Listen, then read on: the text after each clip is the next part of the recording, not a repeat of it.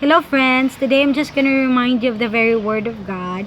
I'm just going to talk about rest and how we could acquire that and how God has promised us this kind of rest. I know a lot of things have been going out in the world. It's been a long time actually since it started here in the Philippines from March and up to now it has been October, and it's very at some point depressing when you come across a lot of news outside.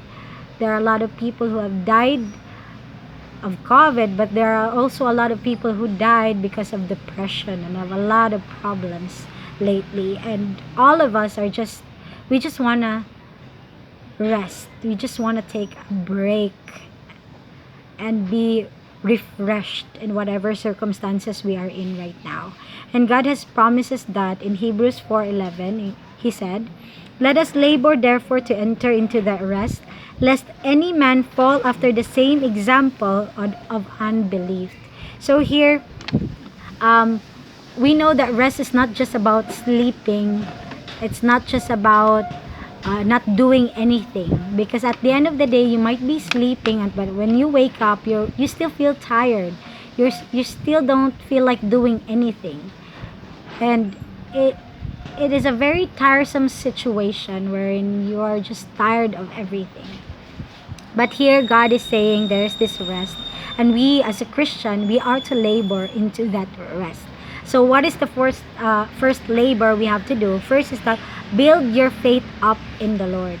So that is the first way for us to have this rest, is that for us to have this spend more time with God and to build our relationship with God. So read His Word, meditate on His Word, study His very Word of God. And with that, that is actually a way that we could acquire the rest that He has for us. So build yourself up in faith in God. And of course, faith without works is dead. So the second thing is that set your heart to obey God and His Word. So it is very important that our lives is dedicated in pursuing our God-given purpose in this life, or our God-given calling in this life. And so through the fulfillment of our purpose, there is this rest, there is this peace, there is this joy in our lives, knowing that we have done the things that we are called to do in this life.